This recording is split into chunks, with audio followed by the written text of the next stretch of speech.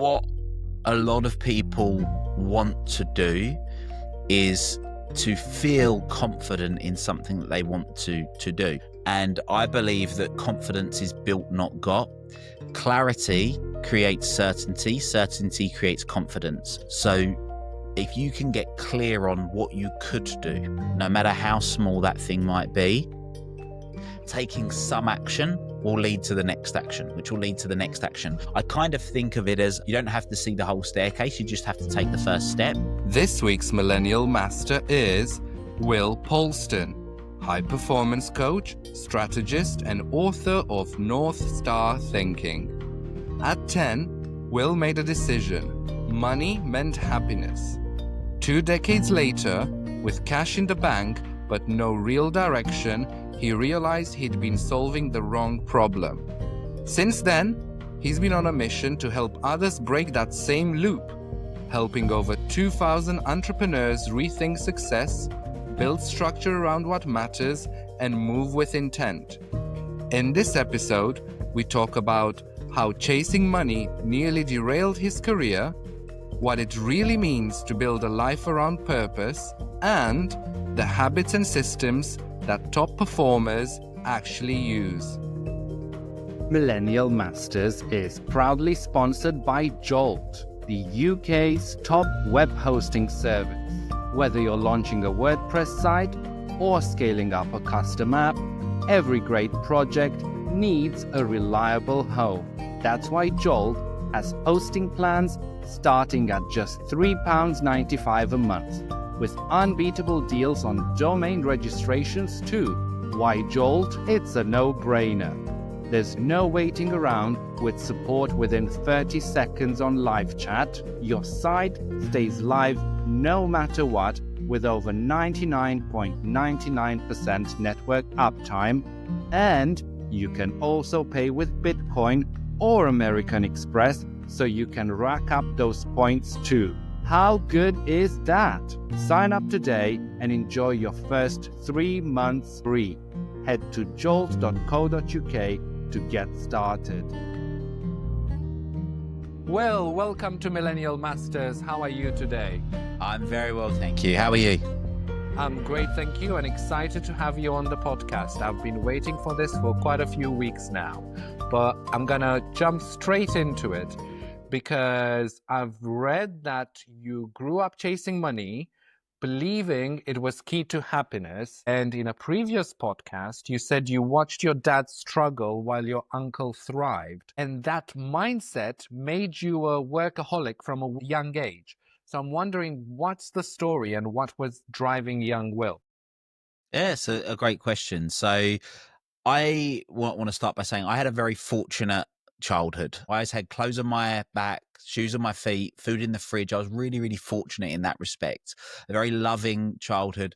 But one of the things that I remember growing up was how much my dad hated his job. So he would get up at 5 o'clock in the morning, get home at 7, 8 o'clock at night. He worked in London. He used to bring the stress and the frustration of work home with him. That's how I would describe it as remembering it as a youngster. And what was quite apparent is that I've got 2 very wealthy uncles, and what I remember of those was they always seemed to be full of energy, full of enthusiasm. They had nice things. And what happened was my dad quit his job to set up a business with one of my uncles. That never ended up actually happening. And what I perceived was that in that moment at about 10 years old, there was a pattern, and the pattern was Uncle Mark, super wealthy, really happy. Uncle Steve, super wealthy, really happy.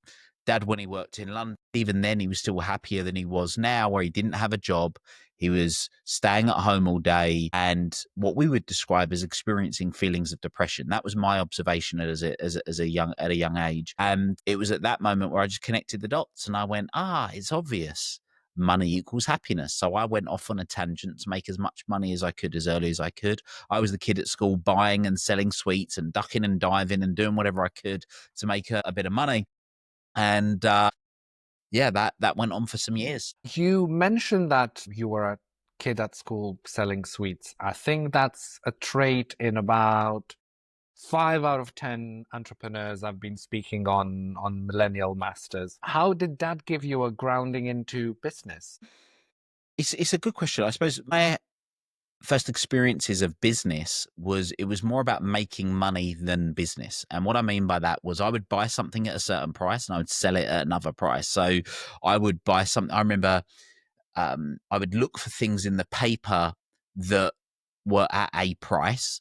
And then I would go and look on eBay and see what they were selling for on eBay. And if they were selling for more on eBay than that I could buy them from the paper, then I would do that transaction. So I was more of a trader, you could say, than I was a business person. But what I was able to do was spot opportunities of where I could make money for doing something. So even in school, he wasn't allowed to go to the sweet shop. So I thought, well, if I could buy sweets and bring them into school, then I could sell them to people because they couldn't go into the sweet shop. So it was that type of thing. And I can't honestly say that was where I first got my experience of sales or marketing and things like that. But it very much was sales driven for sure. Supply and demand, you could say.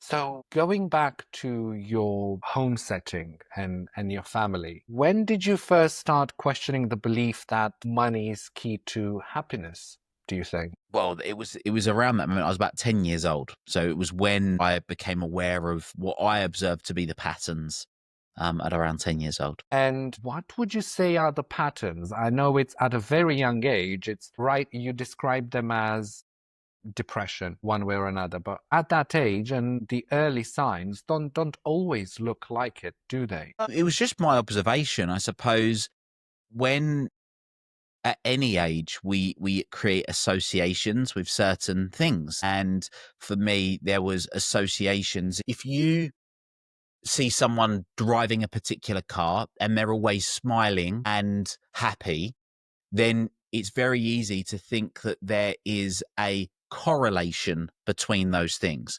But there's a big difference between correlation and causation. Now, to use an extreme example, there has been a rise in greenhouse gases and what we would call global warming in the last few hundred years. But there has been a decline in pirates going around in pirate ships for the last few hundred years. Now, some people could say, well, it's the pirates. It's that because we don't have pirates anymore driving with their skull and crossbone flags, sailing around the continents. That's the reason that we have global warming, because there's a correlation. But a correlation and causation are two very different things, and that was something that I just wasn't aware of at 10 years old. I mean, quite frankly, I didn't really become properly aware of the difference between correlation and causation for about 20 years later. So when was the moment you made the link? At around 10 years old, when I was observing the perception of my dad not leaving the house, window shut all day, not looking after himself in the way that he did, maybe in terms of shaving and things like that. And then that was when I made the link. That was when I created that belief in that moment. And slightly moving on into your adult life, how did you decide to get into business? What was your journey there? So I grew up with this belief that money equaled happiness, and I started earning lots of money. And I say lots of money, it's relative. Lots of money as a 12 or 13-year-old is very different to lots of money as a 30, 40-year-old. Different needs, yeah, certainly. Different needs, exactly. My needs back then were when I was making this money. I mean, I remember, bearing in mind we are literally talking 20 years ago, I remember earning 250, 300 pounds a week as a 14-year-old. When you're 14 years old, 20 years ago, I mean, I don't even know what that works out to be in today's money, but even now, 300 quid, if you got if you got a 14-year-old earning 300 quid a week in today's money, that's a lot of money. I can't imagine there's many 13-year-olds doing paper rounds earning 250, 300 quid a week. Well, there's no more papers to do the rounds for, but sure. Yeah, exactly. That's definitely a factor. But what happened was then I started realizing what I could do with that money. So I believe lots of people, when they first start earning money, it becomes about stuff. And it certainly was for me. So for me, it was stuff in the form of toys. So I would buy petrol scooters and bikes and things that you would imagine lots of young teenage boys might want. Then I started getting into fashion. So I quite like designer fashion. So I would buy designer shoes, designer clothes and whatnot. And then I realized at quite an early age, probably around 14 or 15 years old, that I wanted to be a multimillionaire. That was kind of a given. But on top of that, I wanted to do it in something that I enjoyed. So for me, I enjoyed fashion. So I thought, well, that would be obvious. Let's grow. Let's grow. Let's own a clothes shop. So I thought it would make sense to get experience working in a local clothes shop. So there was a clothes shop local to me. At the time, it was the only clothes shop in the world that sold Gucci, Prada, Dolce and Gabbana, and Etro in in an independent store that wasn't based in a city in the world. And I started working there as a Saturday boy when I was 15 years old. And then my dream was always I'm going to own my own clothes shop. So I was working there. I worked there for just coming up to three years, which is over 3 years. And then I, not just a Saturday boy, but I ended up working full time there. And then I had another realization where there was somebody in the industry who was renowned in the industry, had opened his own shop and failed. And I looked at his failure and thought, wow, if he can't do it, there's no way I'll be able to do it. So I thought I need to get a different career. Now, I was quite fortunate that the clientele that I serviced in that shop were typically very wealthy multimillionaires. So they had what I wanted. So what in today's day and age I would refer to as modeling. I was modeling them. If we talk in NLP's, in neuro-linguistic programming terms, NLP terms, it's a form of modeling. I was seeing what they were doing and wanting to do it for myself. And they basically fitted into 4 categories. They were either professional footballers, property developers, stockbrokers, or drug dealers. And I thought I just need to be one of them. So the first one I ruled out was being a professional footballer, because I'm rubbish at football. The second one I ruled out was being a property developer, because I didn't have the money to develop property. The third one I ruled out, to my mother's delight, was being a drug dealer. And then I was left with getting involved with the world of finance. So I ended up getting a job working in investment broking, and did that, made a lot of money very young. And that was where I first stumbled across personal development, because what I was doing, again, I was modeling the people that were getting results. I was going in and being in the office and seeing, well, who was getting the best results and why. And there was a number of them that were really high achievers. They were really they were reading these personal development books, as we would now refer, or I would now refer to them. And I started reading about those, and the more personal development I did, the more money I earned. So the more personal development I did, the more money I earned, until one day a friend of mine said, there's this guy called Tony Robbins coming to London. Do you want to go and see him? And I was like, yeah, sure, I'll go and see Tony. That sounds great. So in 2013, I went to my first Unleash the Power Within event, which is one of Tony's sort of signature programs. And that was where I had what I call my lightning moment, and life changed forever. That was literally the next question on my list, because you mentioned before that was a turning point in your life and personal development. So listening to Tony Robbins, many people would have heard about him. He's a veteran in the personal development industry. What exactly clicked for you in that moment, and what was the key takeaway you took forward from him into your life? So what he was sharing was what's known as the Thanksgiving story. And you can go on YouTube and search Thanksgiving story Tony Robbins and come up and watch exactly what I watched in that moment 12 years ago. And what clicked was that the story was a metaphor of my life. And what I heard was excuses of that Tony's dad made, which is all part of this story, that I was able to map across to my own story. And then the real lightning moment was the moment that I realized my real driver was nothing to do with money. It was never really about money. It was all to do with my dad, and how my dad hadn't achieved certain things that he was capable of, and the impact that had on him and my mum and me and my family and a whole host of other people. And I vowed I don't want anyone else to go through that suffering that he went through or we went through. And that was the moment. And in that moment, I cried my eyes out for about 15 minutes, because I realized it was never about money. It was never, ever about money. It was about my dad. And like I said, I didn't want other people to go through that suffering that he went through. So how did you decide to change your life from that point onwards, when you realized it wasn't just about money, but perhaps about purpose and fulfillment?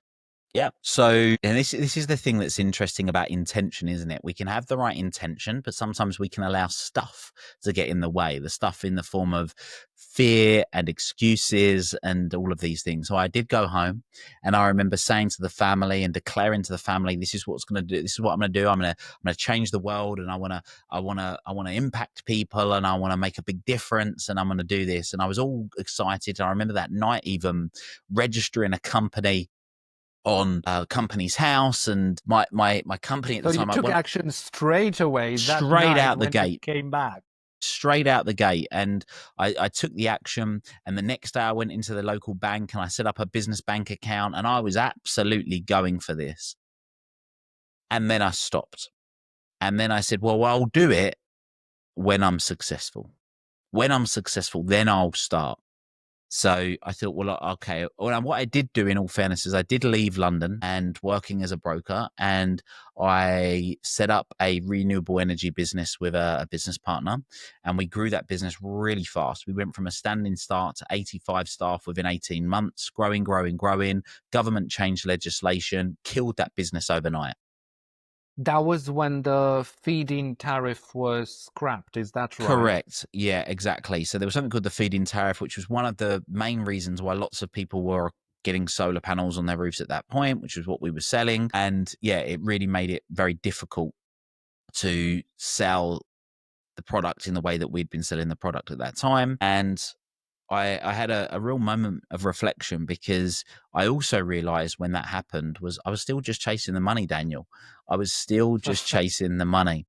And I thought, well, why don't I actually do what I really want to do? Why don't I use this as a sign to start the coaching business? And that was what I was really thinking and feeling in my heart of hearts. That's what I was thinking and feeling.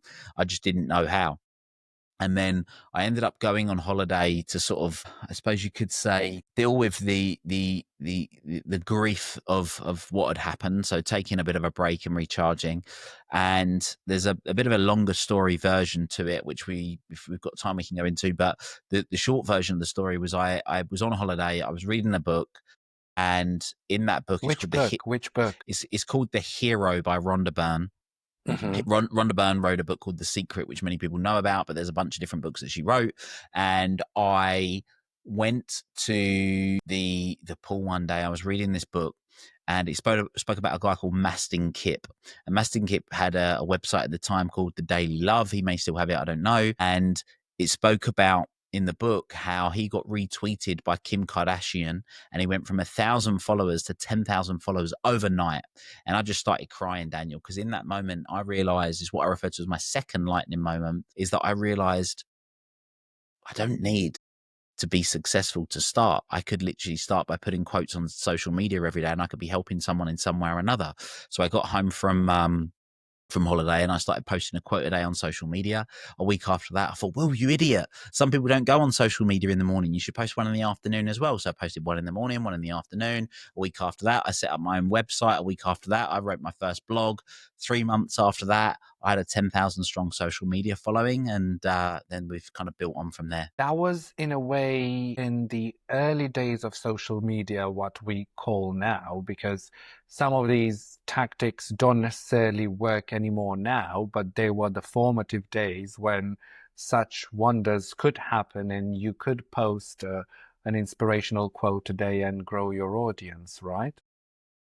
Yes and no. So on Instagram, posting a quote a day on social media and building an audience, yeah, sure. Rather than thinking tactically, I'd rather get people to think of the principle. And the principle is, know where you want to go, reverse engineer it, start small, no matter how small, because the doors will reveal themselves in terms of what can be done.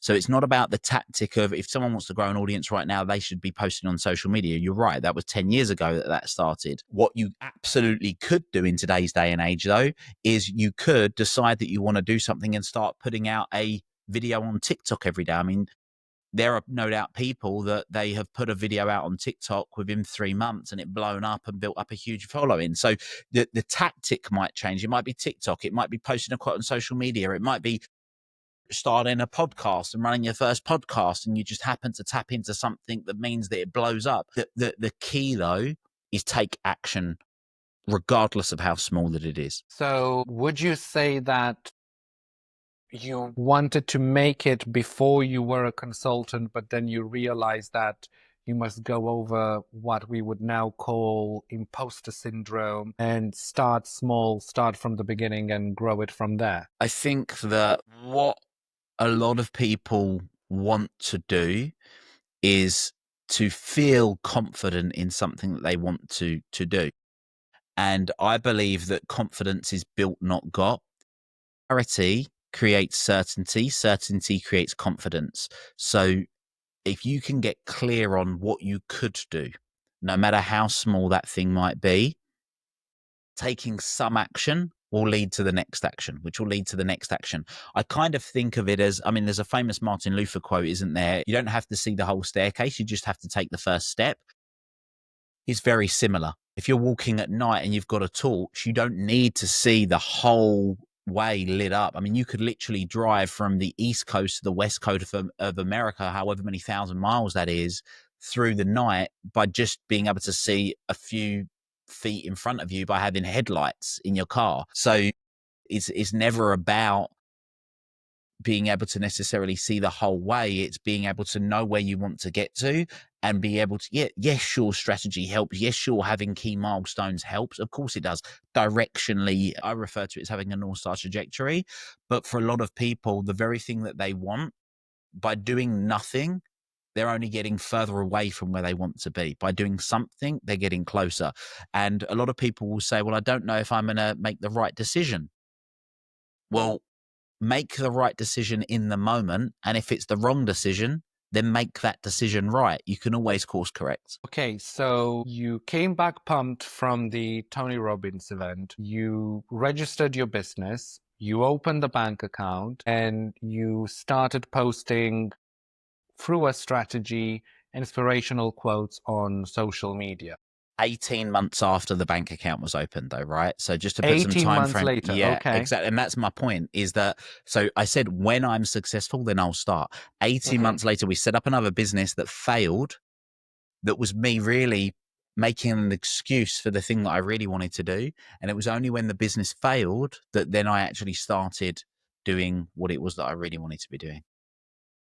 And how did it feel then to start doing what you really wanted to do? I was excited. I was nervous. I was unsure about what was going to happen. And there's a lot of stuff that I've learned since. I think what is evident now, but wasn't necessarily then, was that I was finding my way through it. I didn't really think about having mentors and coaches and people to support you to get you through the challenging times, to create the certainty in the uncertainty. But the only way I could describe it was it felt right. It felt right. So your entire philosophy with your business coaching, from my research, and feel free to correct me if I'm wrong, revolves around having a North Star, an ultimate lofty goal which you might not reach anytime soon, but you certainly have to be on the journey for it. What was your North Star? So my North Star is to empower people to transform excuses into results and live a life they love. So I refer to a North Star as a mission in life that's the equivalent of trying to empty the sea with a spoon. It's something you accept you may never achieve. You're exactly right. And by having that North Star, what it enables you to do is make decisions that are going to enable you to be more fulfilled. It enables you to make decisions that can help you live longer. It can make decisions that enable you to overcome challenges with more grace and harmony as you work towards them. So there's an awful lot of upsides of being able to have them. Now, just to clarify one key bit, is it's not just about business coaching. Yes, I work with a lot of business owners, but it's not just something that applies to businesses. It's something that it can apply to anybody in their life that wants to ultimately have more of a life that they love. And you've already worked with over 2,000 entrepreneurs through your business so far. What would you say is the biggest challenge they struggle with, or what's really the real problem underneath it all? It's a great question.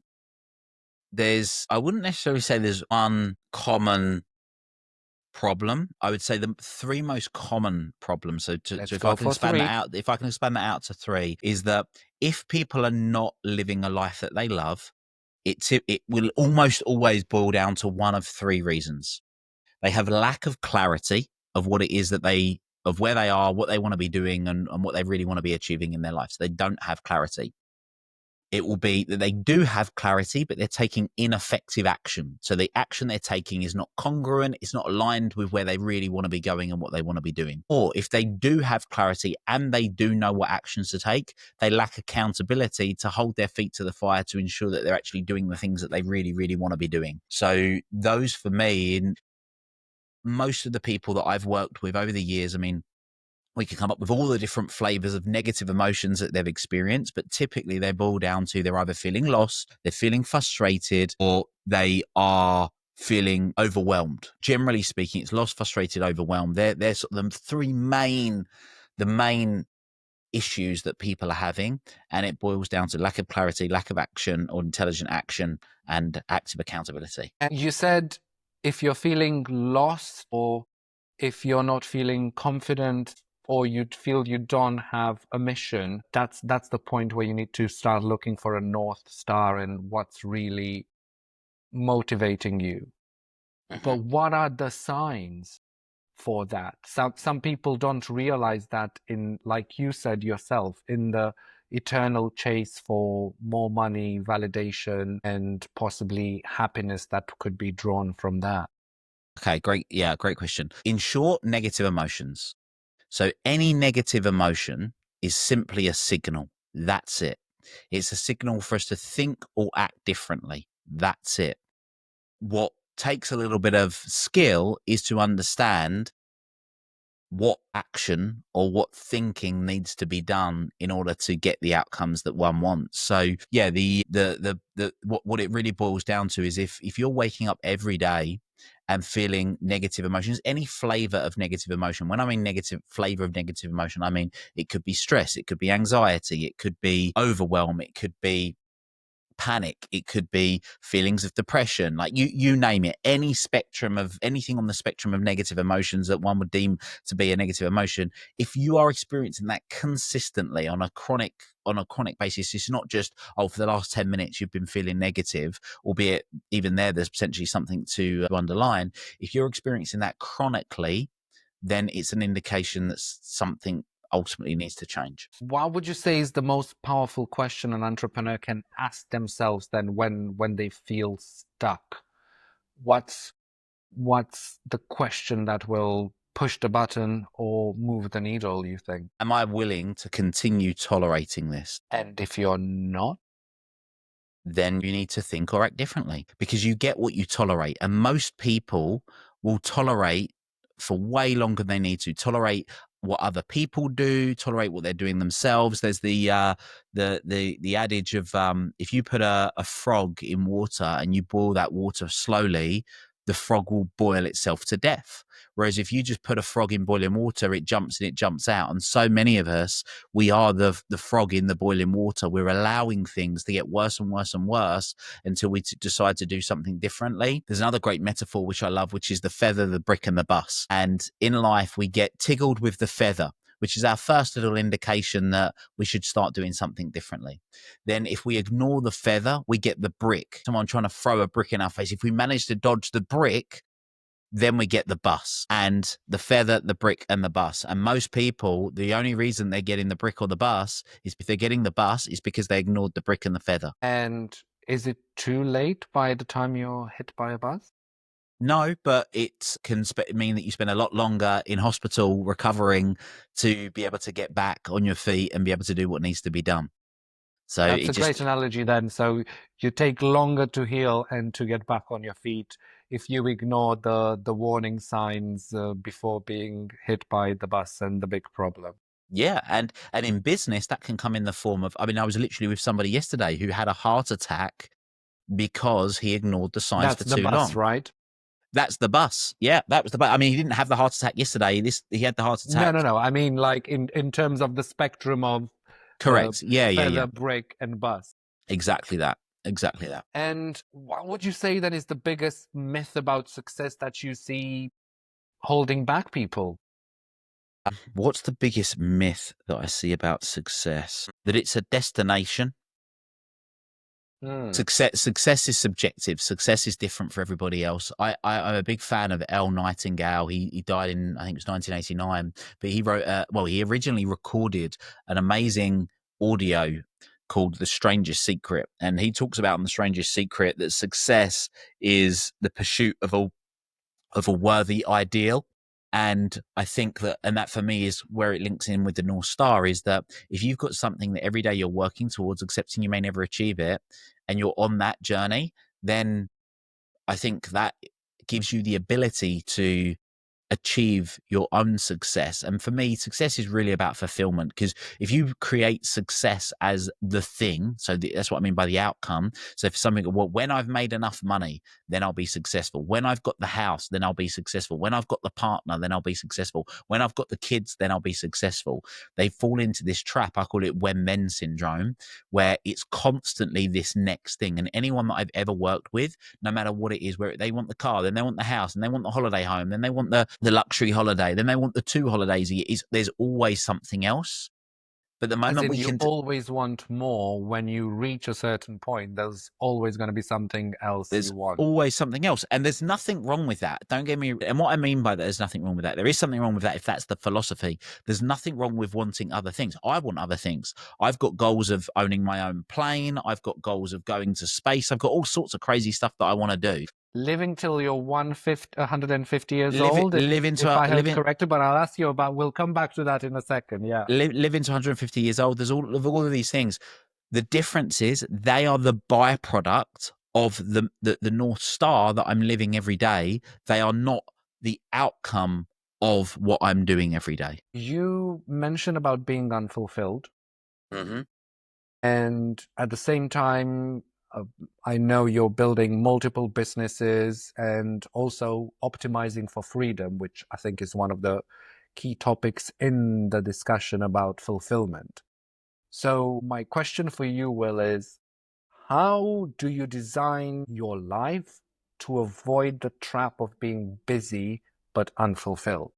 Great question. Structure creates efficiency. And by having structure, you can be more efficient. I remember 10 years ago or so, I was working with a particular business coach, and we were talking about the concept of putting structure in my diary. And I remember having this mini tantrum over the fact that I did not want to put structure in my diary, because it was one of the reasons why I wanted to run my own businesses. I didn't want to have to be there for somebody else and have to attend certain things. So it reminds me of school. And in school, we had a timetable, and we had to attend maths at a certain time, and then science at a certain time, then English, then and so on and so forth, right?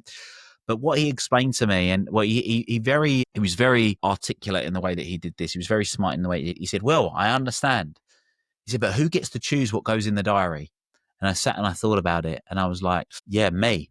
He went, "So who's got the freedom of choice?" And I went, "Yeah, me." And it just clicked. That was a penny drop moment, because in that moment, I realized that, yes, I do need to have structure, or I'm wise to have structure, but it's structure that I choose rather than structure that's dictated to me. And that's the difference. So how do you create a life with fulfillment? It does come down to discipline, right? If you say, well, I want to be healthy, great. You want to be healthy, you want to be fit and healthy. But if you don't put in the structure of exercising well and maintaining a good diet, and think, well, just because I want to have a lion today, I'm going to have a lion. Just because I want to have the donuts, I'm going to have the donuts. Just because I want to have the ice cream, I want to have the ice cream.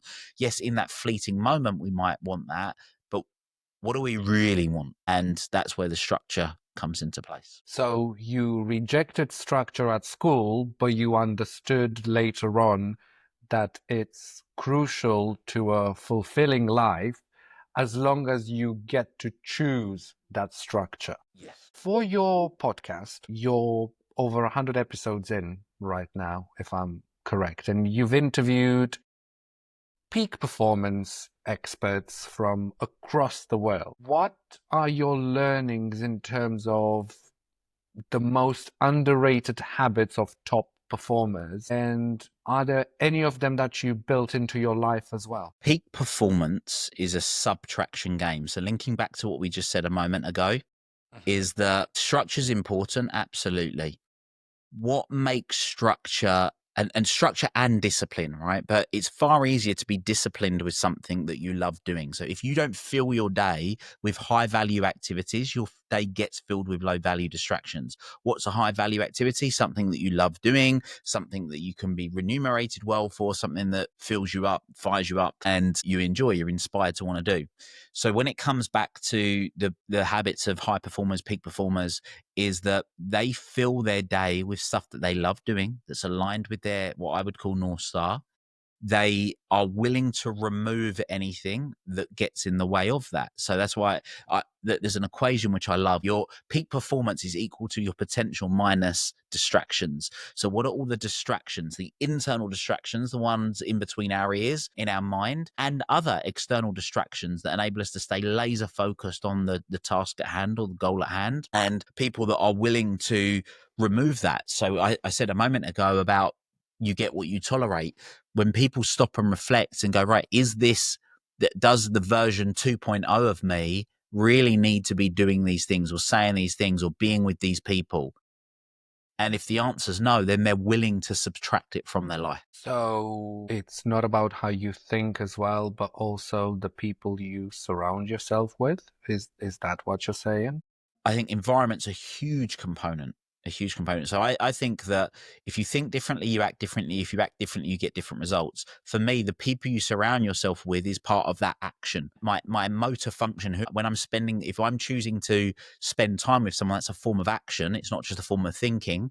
And am I choosing to spend time with the guys down the pub every night? Or am I choosing to spend my time in seminars or in workshops learning to upskill myself? I mean, that's just I'm choosing those two as contextual examples. Bit I'm of not an saying extreme example, but yeah. yeah. And I think it was Jim Rohn who originally said, you're the average of the 5 people you spend the most time with. And in my experience, I've seen that to be true. So how do you quit certain relationships and move on to surrounding yourself with people in a mindset that helps you grow?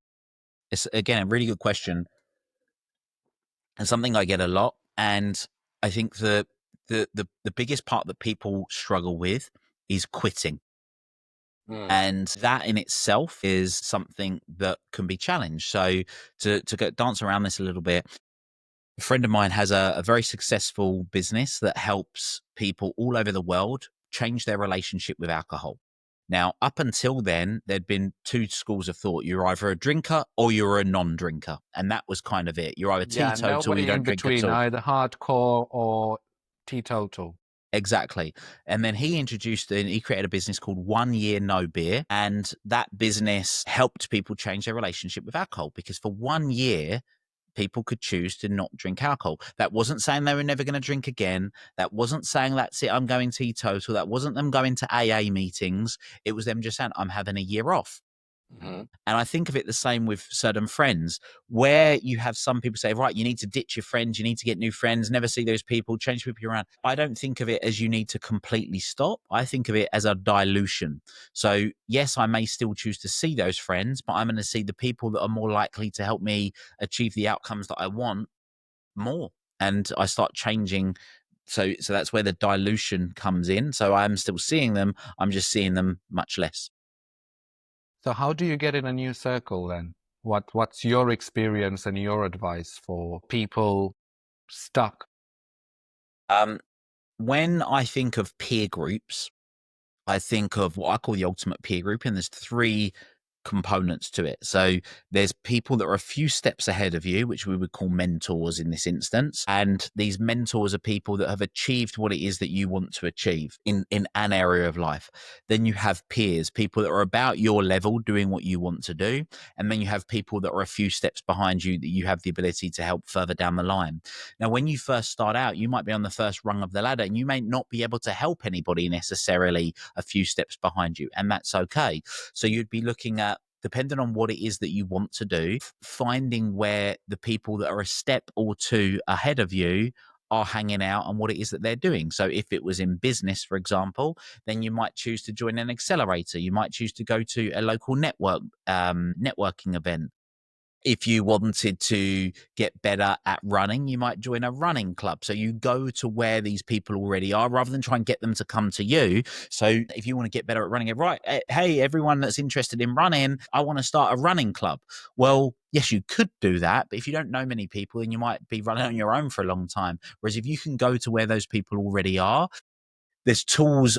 There's some incredible tools these days, albeit I haven't used it for a long time, but there's websites like meetup.com where you can join meetup.com. You can put all of your interests in and it will literally tell you groups that exist happening in your local area all around the world on all manner of different things. I mean, the level of the level of niche groups that exist these days that you could go to, it's like a Google away in most instances. Earlier this year, I decided that I wanted to get better at chess. So the first thing I thought, well, if I'm going to get better at chess, what I want to do is get around more chess players. So I just did a simple Google search to find out that at 7 p.m. on a Monday evening, 5 miles from my house, there's a chess club. Well, great. I found more people. So if I can now get in and amongst those people playing chess, I'm more likely to learn quicker. And in my experience, most places and people are always keen to want to help newbies get into what it is that they're doing. So if you're a running club, they want new runners. If you're a chess club, they want new chess players. If you are joining a car club, they want new people that have got an interest in cars. There's a whole manner of different things, but it could be as simple as doing a Google search. So people actually want to help others who are one or two levels on the steps behind them. It's not like really trying to hold people back, but they actually feel in a way flattered and or honored to share that knowledge. Is that your conclusion as well? That's my experience. Speaking of passions, you said that the new one for you was chess relatively recently, but I heard you speak on another podcast about having a serious passion for hockey and even wanting to acquire and develop a team. Is that still the case? And if so, what's the vision behind that? Yeah, so I played at ice hockey for 23 years and I played for a local team for all 23 years. And one of the things that I would love to see is that particular team go on to do great things in the world of ice hockey here in the UK. And I would love to take all of the profits of the club and reinvest it into the junior academy. And I would love, one of my longer term visions would be to win what's known as the Elite League playoffs here in the UK, which is like the equivalent of winning the Champions League in football, and do it with more homegrown players than any other club in the country. Because when I was a kid growing up playing ice hockey, there wasn't those opportunities if you really wanted to be able to make it as a hockey player. And I would love to be able to have that as a bit of a passion project, to be able to give to the future generations of the club that I played for so many years. And you briefly mentioned as well that another item on your big North Star was living up until 150 years old. Besides advancements in technology, which let's just say they're moving at quite a pace right now, what's your blueprint for that? So one of the big things that I have sort of really bought into, or not just bought into, but realized as well firsthand, is that the power of having a North Star gives people a reason to live. So in Japan, they have a concept called an Ikigai, which means a reason for being. And what's really At the interesting, intersection of four things, if we correct, can briefly explain that for those who are not familiar. yeah. So to give it a bit of background, so to take one step back, there's already what we call blue zones around the world. And these blue zones are areas where people have typically lived to over 100 years old, or there's a highly dense, there's a dense population of people who live to over 100 years old, and we refer to them as blue zones. There's a few common things. So diet's a factor, movement's a factor, and their community around them is a factor. But one of the things that's fascinating about one of the blue zones, which is on a tiny little island called Okinawa, just off Japan, is that they all live by this Ikigai concept. And I believe out of all the blue zones, the Ikigai actually has the highest population of centurions. And they live by this Ikigai concept, which means a reason for being. And we don't have a direct translation for it in English. But essentially what it's a component of is these four different things that meet in the middle. So the 4 things are questions that you could answer. What do you love? What are you good at? What does the world need? And what can you be paid for? And it's the cross center of those 4 that is what one would deem an Ikigai. And an Ikigai for me is the same as a North Star. It's what you're good at, what you can be paid for, what the world needs, and what you love doing. The North Star is the same thing. What's the thing you're willing to do over and over and over again? No, because you know that it's not going to end, and it's exactly that. I want to go back briefly, Will, to that Tony Robbins moment back in 2017, if I'm correct. 2013. 2013. You previously said that 6 months before that, you dreamed that that was going to happen. So is there any correlation between manifesting and action and visualizing? Is that an actual thing? Can you make things happen just by believing them, if I would be scientifically cynical? What you're referring to is not the original Tony Robbins moment, but you're talking about the time that I met Tony for the first time. So Okay. it was in the February 2017, and I remember it vividly because it was a Friday. And I'd had this dream, and I don't normally dream, or at least apparently we all dream every night, but I don't remember But my we don't dreams. remember it. We forget about it. Yeah. And I had this super, super, super vivid dream that I met Tony Robbins in a hotel, sat there talking with him. I say sat there talking with him looking down on me, talking to me. And I had this visualization. And I actually had to tell a client of mine that I had a call with at 10 o'clock. I said, I've got to tell you this, because if this ever happens, nobody's ever going to believe me. So I'm telling you now. Anyway, 6 months later, you're exactly right. I was at an event and was chatting with Tony. So in answer to your question, manifestation, and that whole side of things, I think there is huge power in visualization. Can I explain the full details of all of the science behind it? No, I can't. But do I believe that if you are super, super, super crystal clear and you visualize, you use the theater of your mind, as Dr. Maxwell Maltz talks about it, that you have the ability to bring in a reality or experience a reality, to manifest it, as you said? I have done so on dozens and dozens and dozens of occasions. Am I the person that thinks that you need to just visualize something and sit in a room and just cross your fingers and hope it's going to happen? No. I talk about intelligent action, doing things that are aligned with your values and being able to work through that. That is something that I absolutely do advocate for. But do I believe you're far more likely to create the reality that you want if you visualize it consciously? You make a conscious effort to visualize it, without a doubt. I guess this is where I was trying to get to. There's no manifesting without action. Otherwise, it's just hoping. I'm often very mindful of using dreams. So what I mean by extremes is always or never. There's studies that have been done. There's the Dr. Bassiato study of basketball players, where he got 3 different groups of basketball players. One practiced every day for 30 days. Another practiced only using visualization, and some didn't practice at all. Now, in that instance, the one that threw hoops every day, like free throws every day, they improved by 24%. Those that didn't practice at all didn't improve, as you would expect, but those that just visualized improved by 23%.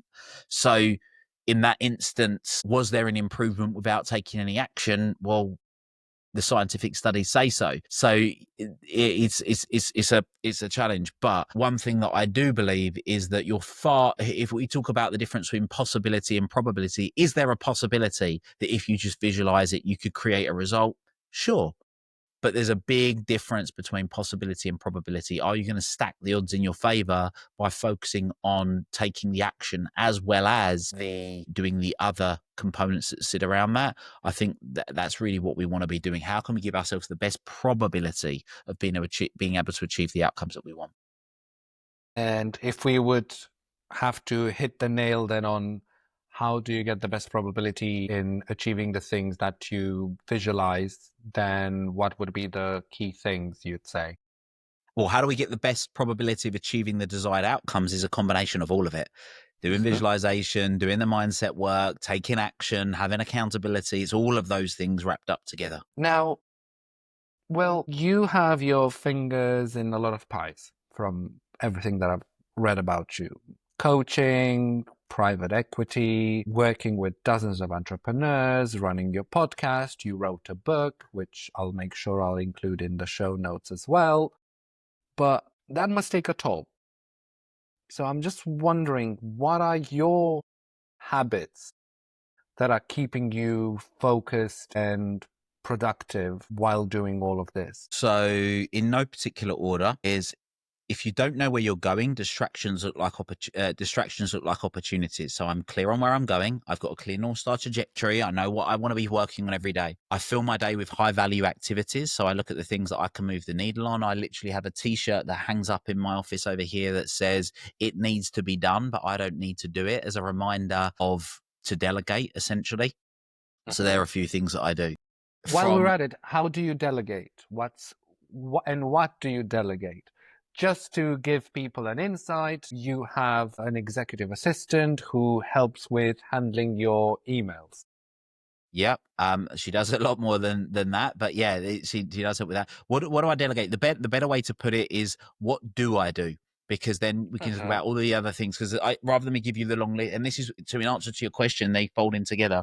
So I aim to spend a minimum of 90% of my working week coaching, in a work capacity, coaching, creating content, building relationships, speaking, or doing high value strategy activities. Now, anything else you can think of, I don't want to do, whether that's replying to emails, whether that's organizing insurance or whatever else it might be. So so if I know I'm spending at least 90% of my week, because I'm a realist, I've yet got to the point where they're things I do 100% of the time, but I'm constantly trying to make sure that I'm spending an ever growing amount of time just doing the things that I want to be doing. So what are the things that I believe that by me doing those things, they're going to give me the most fulfillment, I can have the greatest impact, could be most fruitful, etc., and just focus my attention on those things. So, which ties into how do I delegate? So for me, how do I delegate is I delegate the outcome, not the activity. So rather than giving them the task, this is what I want you to do. This is the outcome I want you to own. This is how I would maybe suggest that you would do it, but I'm open to doing it other ways if there's other ways of you doing it. And I'm super clear, or I attempt to be super clear on what I want the outcome to be and what success looks like. And what I mean by that is, what are the components of success? So typically it's the actual outcome, how well it's done, it's the speed in which it's done, and it's the money that's involved to be able to achieve it.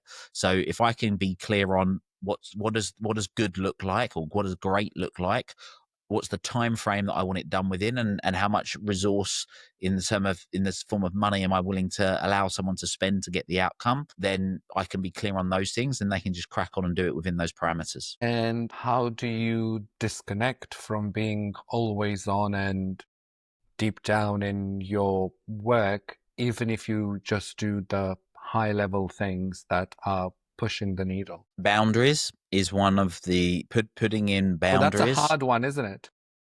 Well, it can be boundaries, but with discipline. I mean, these things, mobile phones, they can be an issue. So trying to have not trying to, but having discipline with mobile phones, having agreements around what gets spoken about and when certain things can be done in terms of communication. So there's factors there.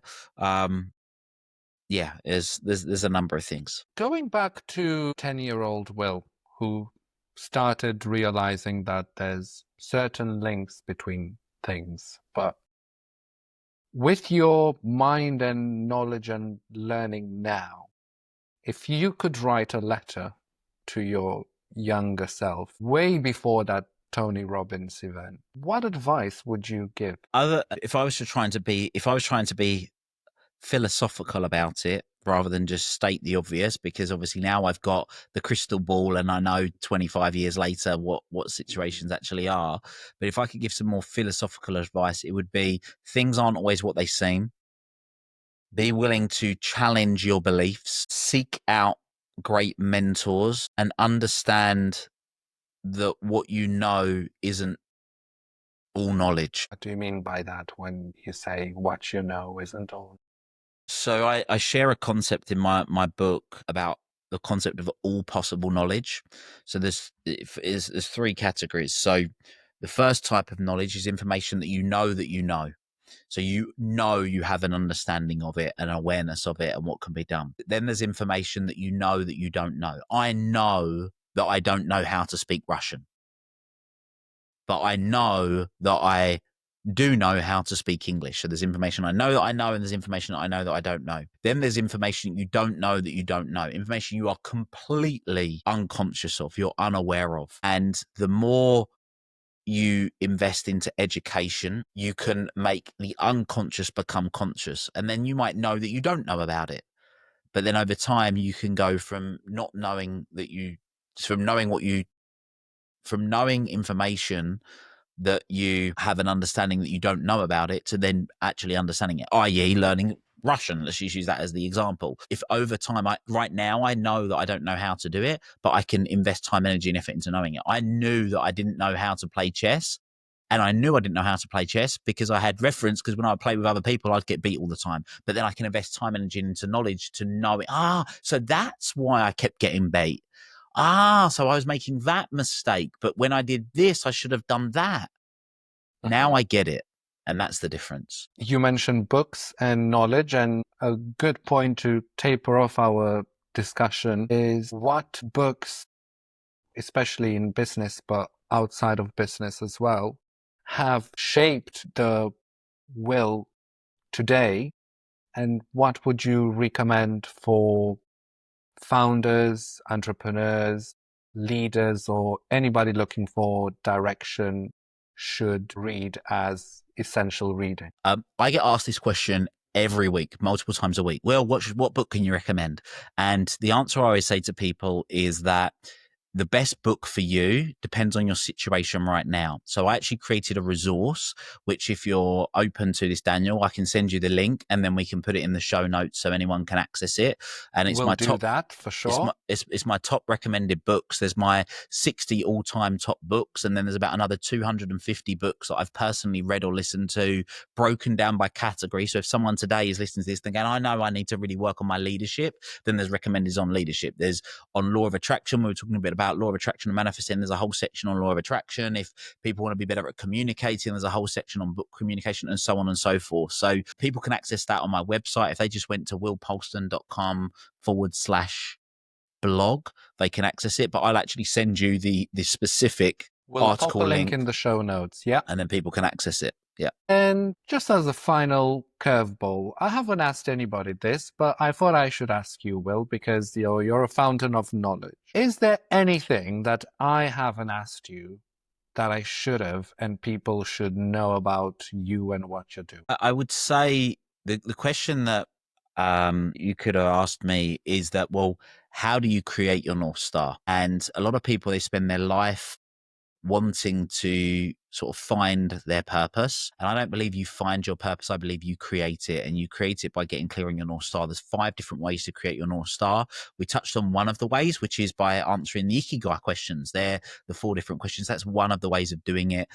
There's 4 other ways, and I share them. I share them all in my book if people want to do more of a deep dive on what they are. And that's going to be on the reading list as well. Thank you so much, Will, for sharing some of your journey and your wisdom and learnings so far on Millennial Masters. And I'm looking forward to see what you're going to do next. Thank you very much. I appreciate you having me. Thanks for sticking till the end for another great episode of Millennial Masters. But don't keep this to yourself. Please share the wisdom with someone else. And it will also help me spread the word. Don't miss out on my book club and extra features. Get them in your inbox every week. Simply subscribe on millennialmasters.net. Catch you next week.